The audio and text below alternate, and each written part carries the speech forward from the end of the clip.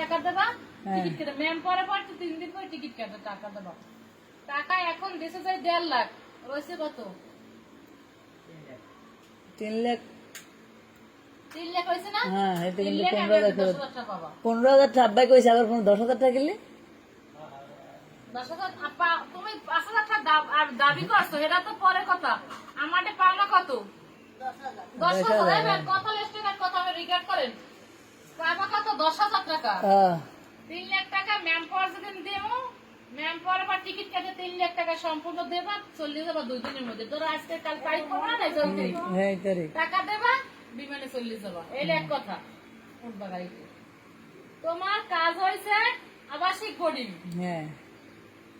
খাওয়া মালিকের, up down ticket মালিকের। 2 বছর বা 3 বছর ছুটি পেইলে, বাড়ি এলে 3 মাসে বেতনটা বন্ধন খারাই থাকবে। আকামা মালিকের 10 ঘন্টা ডিউটি, কাজে সোজা কথা আবাসিক বোর্ডিং ক্লিয়ার করা মানে এই 10 ঘন্টা ডিউটি। তোমার যদি কন্টিনিউ ডাল খাওয়া লাগবে, আলু ভর্তা খেলে আলু ভর্তা, বিরিয়ানি খেলে বিরিয়ানি। এই ছোট্ট ভাই লাগে তো আমি কথা শেয়ার করিনি, ওই আলু ভর্তা খাইলে আলু ভর্তা। 10 ঘন্টা ডিউটি, ডিউটির মধ্যে তুমি একদিন যদি রিলিজ দেয়, একদিন যদি ডিউটি মোর না যাও, পরের দিন তোমার রিলিজ। তুমি অসুস্থ হবা, কোম্পানি দেখবে, কোম্পানি